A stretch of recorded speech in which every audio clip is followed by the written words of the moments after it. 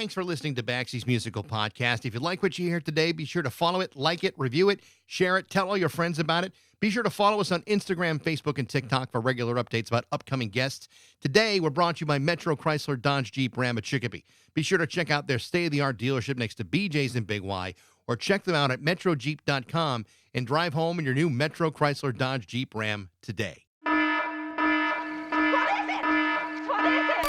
It's Baxie's Musical Podcast. Resistance is useless.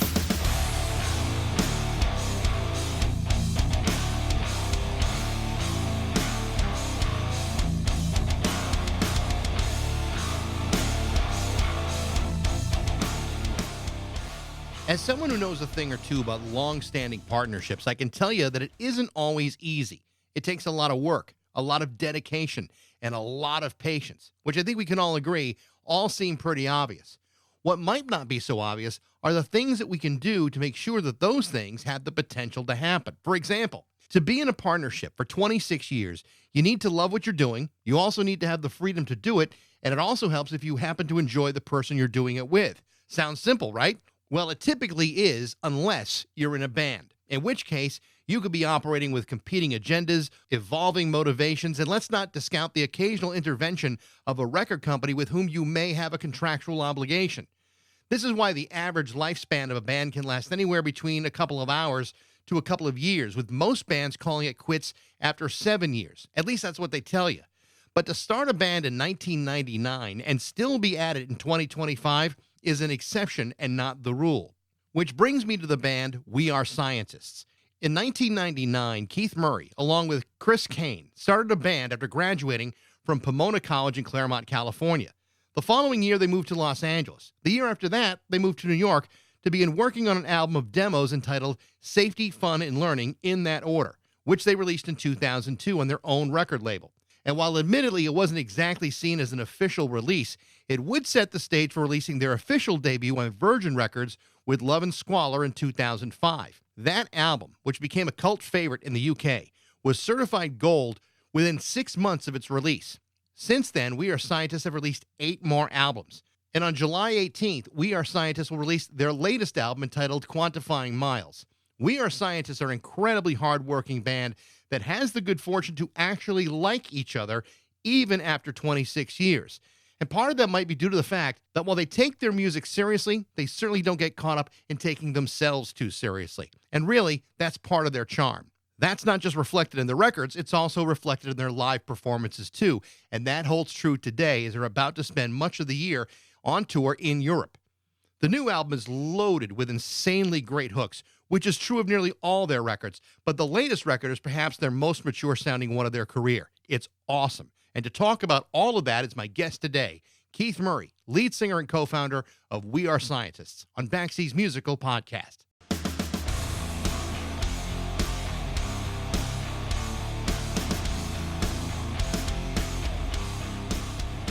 Congratulations on the new record. Quantifying Thanks. Miles comes out on the 18th. Yeah, I've had a chance to listen to the first couple of tracks. Please don't say it. I could do much worse, and What You Want Is Gone. They are all really great songs. Really good. Thank you very much. Thank you. This is your 9th album in 20 years. Most bands don't get to 9 albums because usually they're too busy tearing each other to shreds before that ever happens.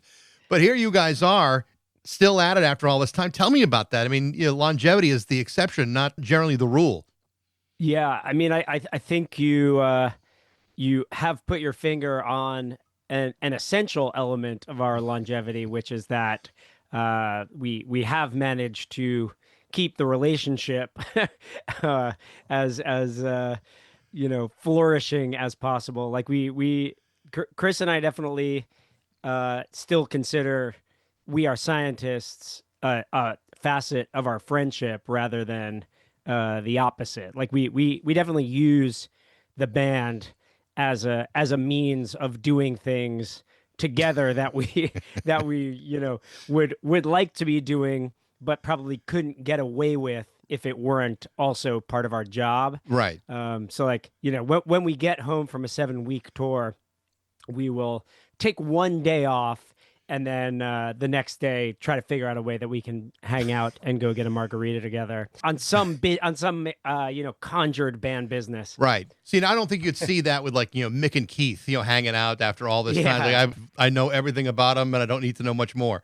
But that's not the case with you guys. You're very lucky that way. Yeah, I mean it's understandable. I definitely don't begrudge bands for whom the work is work and not. I mean, I'm sure it is pleasurable to do artistic work, but that they consider their bandmates valuable creative partners, not close personal friends. Right. And it definitely takes a certain chemistry to be able to withstand like constantly being in one another's faces under like pressure, but also tedium. Like I think the boring parts of being in a band are the most trying. Like those moments when you're like, all I want to do is just be alone and decompress right now, but I can't because I'm in a room with 7 other people who also would prefer to be alone right now. Of course. On like week 8 of tour. Well, and the challenging thing is, especially when you're like in a creative partnership with somebody, at some point you all kind of have, your own, I don't want to say agenda, but I mean, that really is kind of what it is. I mean, you all have your different thoughts about how something should be done or, what direction you should go through. I mean, how do you guys resolve those kinds of things and still have this relationship that doesn't get, entangled with all that? I mean, I think at this point there is an element of like fundamentally, I think Chris and I both have the same end goal in mind 90% of the time. Sometimes our specific like creative choices would be different, but when I disagree with Chris about a specific approach that he wants to take, I think this long in, I never question his motives is a strong word, but like I think I agree fundamentally with his project, so even if I think the avenues he's taking to a specific end aren't the ones I would take, I don't think his ideas are corrupt. And Okay. and again, that sounds dramatic, but there are creative interactions that I have had in the past where I'm like, I don't think I like even fundamentally agree with this person's idea about art or like what we're trying to do overall here. And so I think part of what Chris and I do agree on, even in simply a tacit sense, not in any scripted agenda, but I think I just agree that if he thinks something is good, I probably will also think it's good. So, I mean, with any like creative partnership, and that also requires some patience and a level of discipline and some selflessness. So, having said that, what are Chris's worst qualities? I think both of us, and I think this is coupled by a good on both of our sides, an ability to ultimately shake things off. But I think both of us can be very stubborn and argumentative for the enjoyment of the debate. I think both of us can devolve into simply wanting to win a debate rather than like necessarily firmly believing something, like really believing the way you're going to pitch your side of the argument. I do think that tends to be the most heated any of our conversations get, is that we simply want to win that conversation, not even to win what the thing you're arguing about is. I think like literally you just want the debate points. Right. So it never comes to blows. It's just a matter of just some sort of philosophical type of superiority. Legitimate. Yeah. It honestly does often feel like a high school debate where you're like, yeah, I mean, I do believe the thing I'm saying, but that's not the thing I care about right now. I just want to get this point. You guys have actually evolved quite a lot, in listening to, in going back and listening to, the early records and especially in the last 3, it seems like there's a much more mature sound, and maybe what the things you're singing about are more mature. Is this like an intentional evolution for you guys, or just really just a function of being older and wiser? Yeah, I mean, I think you know, I think early on, both because we were more inexperienced songwriters and a band, and because we happened to be in arguably, the most exciting single time and place for music in New York in like 2002, 3, 4. That I think we were just very excited about the genre and the scene Yeah. of New York City at that point. So I think that we got very heavily influenced in a cool way. I think we were just like, we were very excited about what was going on. And we were like, oh my God, I've heard this song by the Yeah Yeahs, and now I want to go, write a dance song. And this song by Franz Ferdinand has such a big hook. I love that. And I think part of just becoming a more confident songwriter and sort of understanding ourselves as songwriters, and also just doing it for so long that we no longer feel the need to be couched in a scene, I think has led us sort of just get more into our own genre. Well, I want to ask you about the songwriting here, because I think it's really interesting. Like, one of the things that I've noticed over the years, and especially as I'm reviewing for the interview, is the one thing that really sticks out is you guys have this great capacity to generate these really big sounding hooks.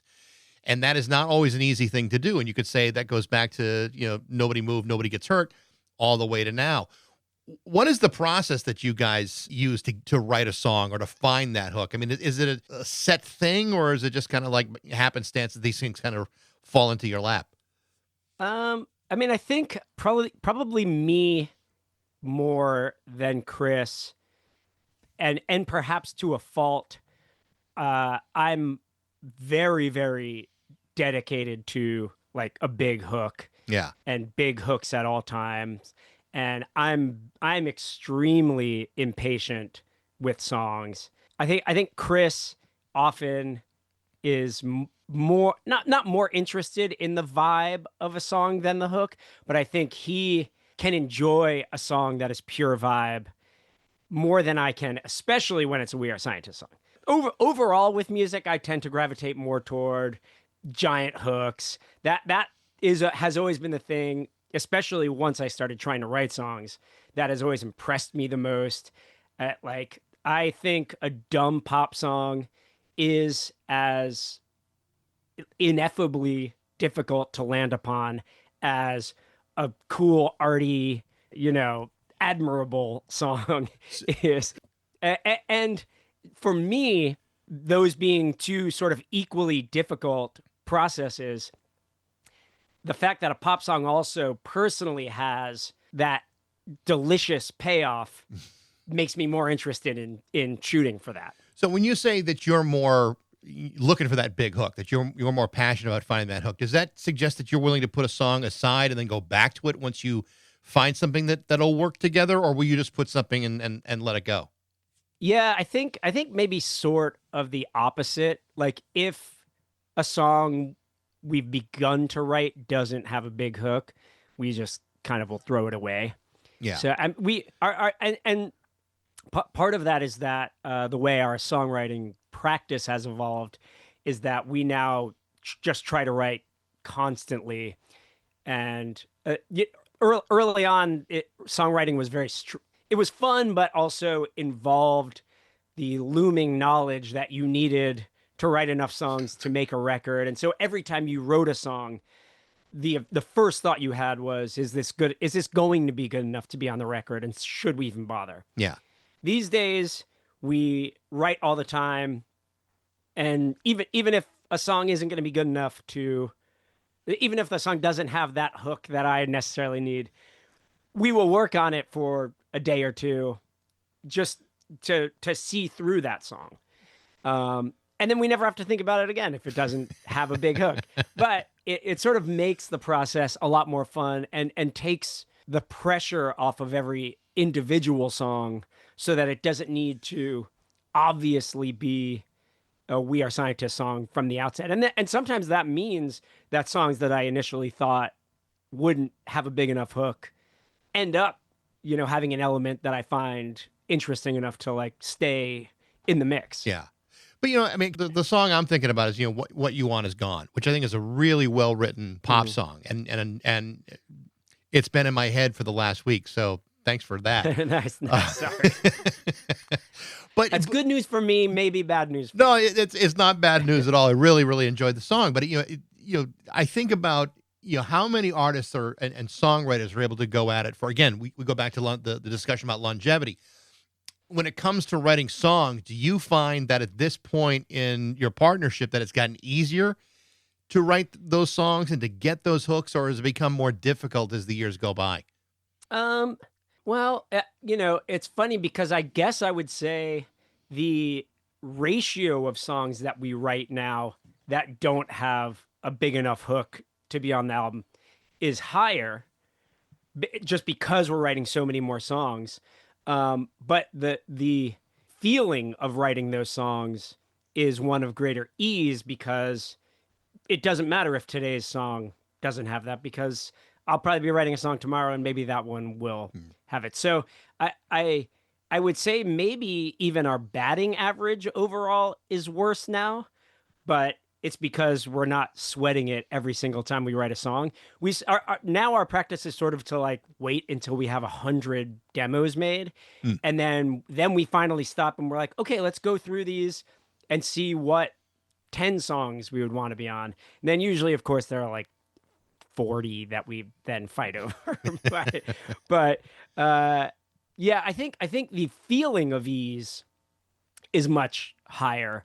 But I think that's just because I'm less stressed out all the time about whether we're going to have enough songs. So you will have enough songs. We will definitely have enough songs. Without a doubt. So one of the things that I've noticed in reading more about you guys is that it really feels as though audiences in Europe, and in particular the UK, have really embraced We Are Scientists. And it seems to have gone that way since the very beginning, since Love and Squalor. Why do you think that is? And what's been the difference between like the reception you've gotten in Europe as opposed to the reception you've gotten at home?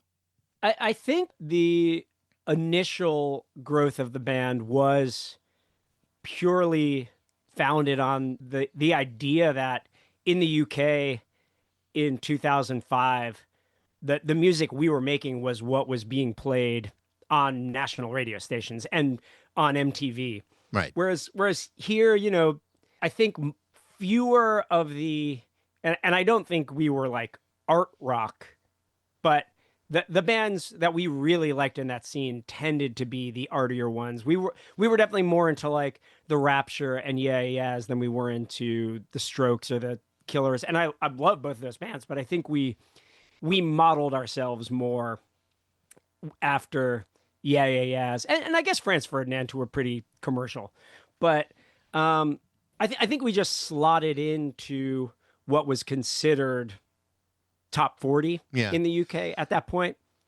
Well, I think it's actually pretty valid because radio here in the States is so much more conservative in what they're willing to experiment with, or what they're willing to I mean, it's kind of a dumb word, what they're willing to risk for something that might not be familiar or new. I mean, back in the day, that was, music exposure was what they were all about. Now it's a totally different animal. And I can see how there are many artists that get lost in the shuffle because Taylor Swift's got a new single out. And unfortunately that's the reality of American radios. Like, that's what they believe people want to hear, when in fact it's really not what people want to hear all the time.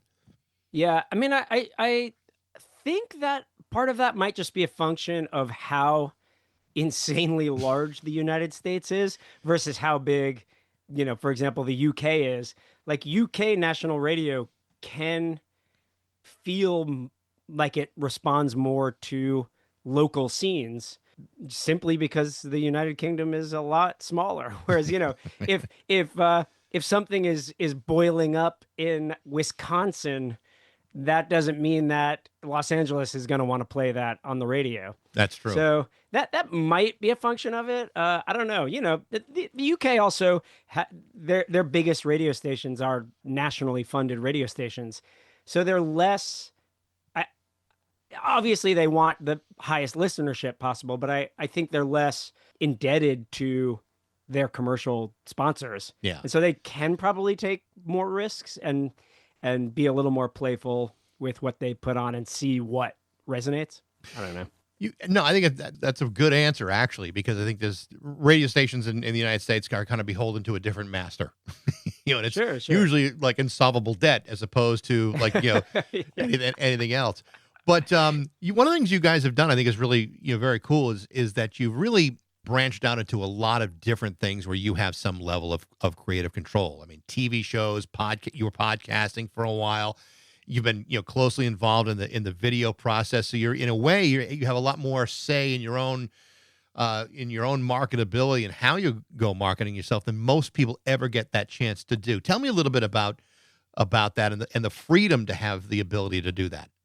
Yeah, that it sort of has always been baked into We Are Scientists. I mean, and it's sort of maybe because going back to the initial question you asked about the friendship that is the basis of it. Again, the band We Are Scientists is more just a subset of Chris and I hanging out than anything else. So we've always sort of been interested in a in a dilettantish way in a lot of different art forms. Like when we first became friends, we were way more interested mutually in comedy than we were mutually in music. Chris didn't play an instrument when we first became friends. And we sort of, I think we became friends because we had the same taste in comedy and film and stuff. So I think we in year one of our friendship, we probably would have guessed that we would, be making television together or something like that. But so, yeah, I think we just think of We Are Scientists as an umbrella corporation. And anytime we can make something else creative, and I think specifically like idiosyncratic to us, we really want to do that. I think like when we signed to Virgin Records early on, we put it in our contract that we would always have like final say on videos, and that we would retain control of our website. Like part of Virgin's contract was that they would own wearescientists.com. And we had already spent years putting, random writing that had nothing to do with We Are Scientists on that, and random videos that had nothing to do with the band on it. And we were like, you cannot have that. wearescientists.com belongs to us. And I think we were lucky that it was sort of early enough that they were like, fine, whatever. Well, I mean, that's really smart. I mean, there's people all over music that would, that are kicking themselves in the pants because they didn't include that in their contracts. And they probably wish they did just to have the that kind of control and the ability to even have it as an ownership. Yeah. And just to clarify, I don't know that it necessarily had any financial benefits to us necessarily, but it did let us keep doing things the way we wanted to do them, for better or worse. I mean, it's not, there is a reason that some people, not every person, but some people at record labels have their jobs there, and it's that they have experience and understand the way the game should be played in ways that we do not. Yeah, but Keith, there are also some reasons why whenever there's a corporate takeover, most of those people are gone. So that is true. That is true. But they also do always tend to land at another label with a higher job. So true. I don't know. That's true. It is a very weirdly closed ecosystem. Without a doubt. Without a doubt. I know I don't have you for a whole lot of time because I know you got some other things to take care of. I know you guys are going on tour in Europe, and then you're coming back to the States, I think in the fall. In fact, you'll be in Amherst, Massachusetts at the Drake in September. And I wish you guys best of luck. The record is awesome. I'm sure the tour will be great. So much. And great spending some time with you today. Yeah, likewise. Thanks for having me. Thank you, Keith. Best of luck. Cool. All right. Thank you. Take care. The name of the new album from We Are Scientists is called Quantifying Miles. It's coming out on July 18th. They'll also be coming to the Drake in Amherst, Mass. on September 5th. Thanks for listening. I hope you enjoyed it. If you did, you can always email me at bax@rock102.com. I'd love to hear what you think. Thanks again to Metro Chrysler, Dodge, Jeep, and Ram at Chicopee for their support, but most of all, thanks to you for listening to Baxie's Musical Podcast.